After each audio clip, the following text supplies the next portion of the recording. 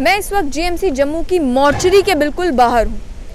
Dead body, शव, Covid का infection नहीं फैलाता। ये मैं नहीं कह रही, ministry of health and family welfare की गाइडलाइन है, उसमें भी यही है। वर्ल्ड ओवर जो रिसर्चेस चल रही हैं वो भी यही कहती हैं कि डेड बॉडी इन्फेक्शन नहीं फैला सकती।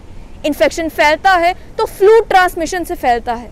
फिर आखिर ये क्या तमाशा है कि किसी भी व्यक्ति की अगर मौत होती है, एक्सीडेंट से मौत होती है, हार्ट अटैक से मौत होती है, किसी भी कारण से मौत होती है, उसे अंतिम संस्कार करने से पहले उसका RT-PCR टेस्ट करवाया जाता है। RT-PCR टेस्ट कंपलसरी है।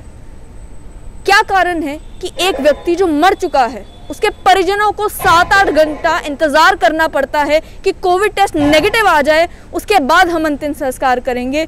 जबकि रिसर्चर्स भी ये कहती हैं कि डर कोविड इन्फेक्शन फैलने का उस डेड बॉडी से नहीं है, बल्कि जो लोग अंतिम संस्कार में शामिल होने के लिए आते हैं उनसे डर है कि कोविड इन्फेक्शन फैल सकता है।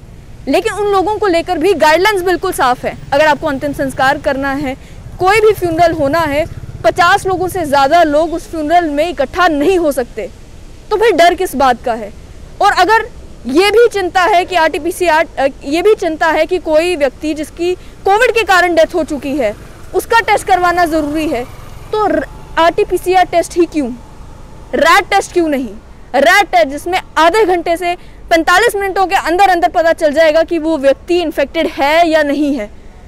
पोस्टमार्टम करना है, फ्लू ट्रांसमिशन का खतरा है, उसमें भी आप रैट टेस्ट कर सकते हैं, ये मालूम कर सकते हैं कहीं ये व्यक्ति इन्फेक्टेड तो नहीं है। आखिर एक परिवार जो ऑलरेडी अपने घर के एक व्यक्ति को खो चुके हैं, क्या ज़रूरत है कि उन्हें 7-8 घंटा या उससे भी ज़्यादा इंतज़ार करवाया जाता है कि पहले कोविड का टेस्ट हो जाए, RT-PCR टेस्ट हो जाए, उसके रिजल्ट आ जाए, उसके बाद आप इसकी अंतिम यात्रा में शामिल हो सकते हैं, उसके बाद आप इसका अंतिम संस्कार कर सकते हैं। और बात हम कर रहे हैं गवर्नमेंट मेडिकल कॉलेज जम्मू की, ऐसी जगह जहां पर एक एक्सीडेंट विक्टिम जिसका रैट नेगेटिव आता है, उसके बाद उसका RT-PCR पॉजिटिव आता है और कुछ दिन के बाद RT-PCR नेगेटिव आ जाता है। पहले आप देखें कि आपके टेस्टिंग प्रोटोकॉल्स क्या हैं, पहले आप देखें कि टेस्टिंग में क्या कुछ हो रहा है, उसके बाद जाकर एक प्रॉपर मेथड फाइनलाइज करें कि जब किसी व्यक्ति की मौत होती है, अगर कोविड से उसकी मौत नहीं हो रही तो क्या टेस्टिंग ज़रूरी है?